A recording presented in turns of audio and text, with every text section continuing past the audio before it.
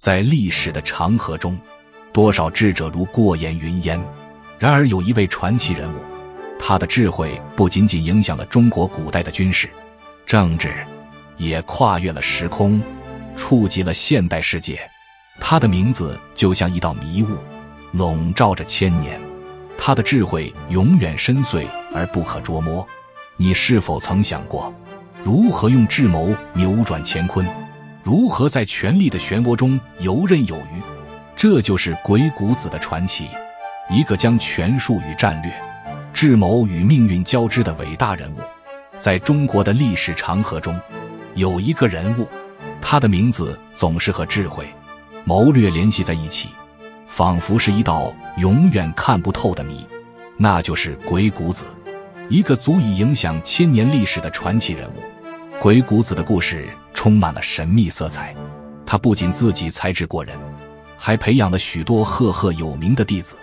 他们在中国历史的各个角落留下了深刻的足迹。而他所在的鬼谷山，尽管历史上没有确凿的证据证明他曾真的居住在这里，但这个地方却早已成为智慧的象征，仿佛整个山谷都弥漫着智慧的气息，等待有缘人来领悟。鬼谷子真名王产，生于战国时期。那个时代，国家纷争不断，权谋之术早已成为各国政治博弈的核心。而王产这位身世神秘、学识渊博的智者，凭借着卓越的智慧，逐渐被誉为奇谋之祖。他不仅是一个睿智的政治家和军事家，更是一个深谙人性、懂得战略的谋士。正是这种无与伦比的智谋，使得他在乱世中独树一帜，成为一代宗师。然而，鬼谷子最为人称道的，不仅仅是他个人的聪明才智，更在于他培养的那一批才俊。苏秦、张仪、孙膑，这些名字听起来或许陌生，但在历史的舞台上，他们每个人都写下了属于自己的辉煌篇章。尤其是在那个战国纷争的时代，鬼谷子所培养的这些门徒，不仅改变了各国的政治格局，也在战略与战术的高峰上留下了浓墨重彩的一笔。那么，鬼谷子究竟教给了他们什么，让这些门徒在乱世中脱颖而出，成为时代的弄潮儿呢？鬼谷子教导弟子的方式极其独特，他强调道：术、谋的结合，通过理性与感性的深度融合，使得弟子们能够在各种复杂多变的局势中做出精准的判断。而鬼谷子这本书，便是他智慧的结晶，也是后来许多军事与政治决策的基础。书中不仅总结了兵法、权谋、谋略，更提出了以道治术、以术得谋的理念。这一思想深刻影响了整个中国古代的军事与政治格局。鬼谷子所提倡的道、术、谋的思维体系，让人看到的是一种高效的战略决策模式，通过深刻的哲理指导策略的应用，再通过精准的谋略将结果推向巅峰。他认为，任何一场战争，任何一场政治斗争，都不单纯是力量的对抗，更是一场智慧与策略的博弈。权谋并非冷酷无情，而是通过洞察人性，掌握时机，调动所有的资源，达到事半功倍的效果。在鬼谷子的影响下，苏秦、张仪和孙膑成为了三位历史上赫赫有名的谋士，他们各自的事迹几乎可以用传奇来形容。苏秦便是鬼谷子的第一位代表性门徒，他学成之后，用合纵的策略将六国联合起来，对抗日益强大的秦国。合纵之策成为战国时期与连横之策并列的两大策略之一，而苏秦也因此被尊为合纵的代表。然而，鬼谷子不仅仅传授了合纵策略，他还教给了张仪另一个策略——连横。张仪在得到鬼谷子的教诲后，提出连横策略，将秦国与其他国家联合，成功地破坏了原本稳固的合纵联盟。通过连横之谋，秦国逐渐取得了优势，最终统治了整个战国。张仪也因此成为一位卓越的外交家和权谋家。而孙膑，鬼谷子的另一个门徒，凭借着鬼谷子所教授的兵法，打败了同门师兄庞涓，在马陵之战中取得了决定性的胜利。孙膑通过巧妙的策略和出奇制胜的战术，成功地让庞涓的军队陷入困境，从而一举反败为胜。这场战争堪称兵法史上的经典之战，也成为了后世军事家研究的宝贵教材。战国时期，7个强大的国家你争我夺，国与国之间的关系复杂得如同一场巨大的棋局。鬼谷子站在历史的浪潮之中，他的智慧像一股无形的力量，深刻地影响了整个时代。那时，张仪与苏秦分别代表了2种截然不同的战略，连横和合纵。张仪选择了连横，联合各国来增强秦国的力量，而苏秦则选择了合纵，6国联合起来对抗强大的秦国。这2种极端的策略，在鬼谷子的智慧指引下，展开了激烈的博弈。可以说，鬼谷子的智慧在这场智谋对决中扮演了至关重要的角色。连横与合纵，既是一场智慧的较量，也是权力、利益与国家命运的博弈。在这场博弈中，历史的车轮滚滚向前，战国的格局也因为这场智谋的对决发生了翻天覆地的变化。那么，战国的混乱与纷争，是否正是因为这种智谋交织的博弈，让局势变得更加复杂和无法预测呢？欢迎来到以墨说史，在这里，我们将深入探讨中国古代历史有名的人物，解锁古人一生的奥秘。喜欢我的视频，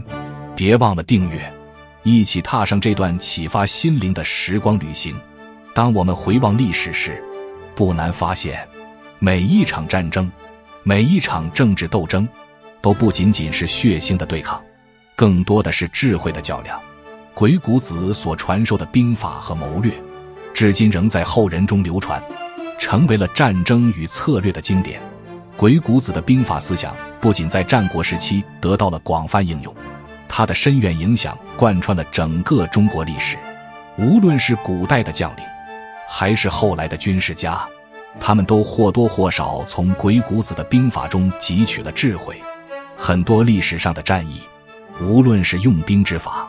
还是决策的思维，都能看到鬼谷子智慧的影子。时光荏苒，鬼谷子的智慧不仅影响了战国时期，还在唐朝、宋朝等历史时期继续发挥着巨大的作用。即使到了明清时期，鬼谷子的学说依然在政治斗争和权力博弈中有着举足轻重的地位。特别是他所提倡的无为而治理念，成为后世政治家的治国理政之道。许多历代帝王都曾深思过这个问题，如何能在纷繁复杂的政治斗争中稳住局势，不急不躁地做出决策，而不是过度干预。这一点，鬼谷子的无为而治正好给出了答案。或许鬼谷子的无为而治并非真正的无所作为，而是提醒人们在复杂局势中保持冷静、谨慎思考，而不是草率行动。进入现代，鬼谷子的智慧仍然在商界、政界发光发热。许多现代企业的管理者和政治决策者深知这个时代充满了不确定性和复杂性，因此他们纷纷将鬼谷子的智慧运用到危机管理、战略布局和人际关系处理中。令人惊讶的是，现代企业的危机管理竟然与鬼谷子的策略有着惊人的相似之处。在面对竞争、合作和冲突时，鬼谷子的权谋思想成了现代商界的宝典，帮助企业从复杂的市场环境中脱颖而出。鬼谷子的思想随着历史的流转，早已不仅仅局限于中国的疆土，他的智慧在世界各地的战略、军事乃至商业领域中都有着深远的影响。鬼谷子的战略思想早已跨越了时代和国界，成为一种全球性的智慧。无论在古代还是在现代，鬼谷子留给我们的思考和启发，都值得每一个人认真体会和反思。鬼谷子的智慧从来都不仅仅局限于国家之间的斗争与权力的博弈，他的思想同样深入到个人的命运之中，甚至是每个人在复杂世界中的处世之道。其实鬼谷子的学问可以说是一部如何在纷繁复杂的世界中生存的生存指南。他教导的不只是如何赢得战斗，而是如何通过精准的策略，确保自己在任何时候都能站在更有利的角度，找到通往成功的道路。对于个人来说，命运的起伏往往像是一场看不见的权力游戏。在这个游戏中，很多时候你不是在与别人对抗，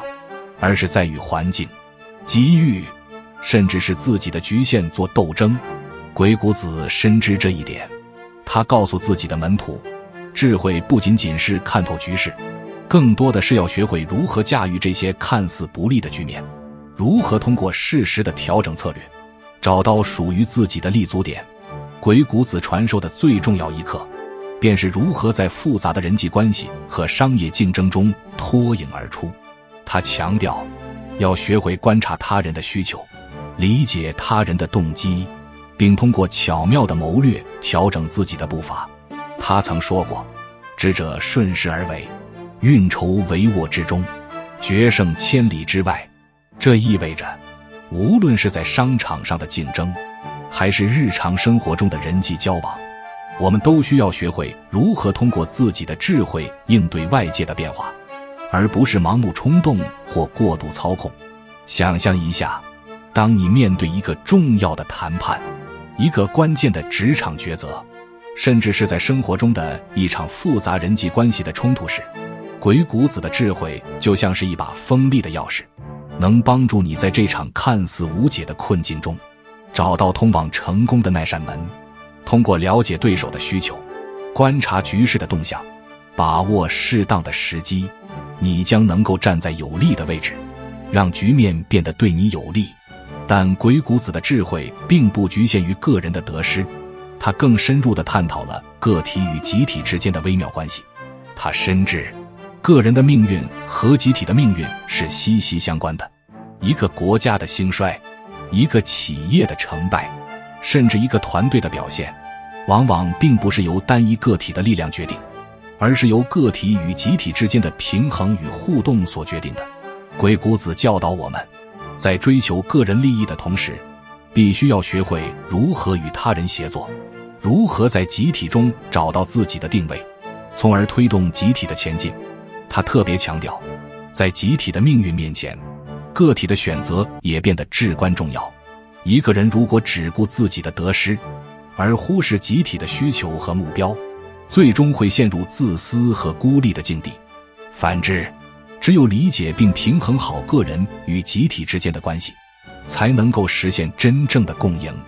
鬼谷子通过这种谋略的智慧，教会了我们如何在大局中找到个人的位置，如何在整体利益的框架下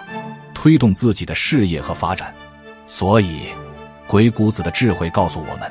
个人的命运不仅仅是一个孤立的故事，它深深嵌入了集体的命运之中。个人的成功往往离不开集体的支持，而集体的成功也离不开每个个体的努力和贡献。在复杂的社会和职场中，学会平衡个体与集体的关系，既是鬼谷子智慧的精髓之一，也是一种能够让我们在任何环境下都能保持优势的生存智慧。最终，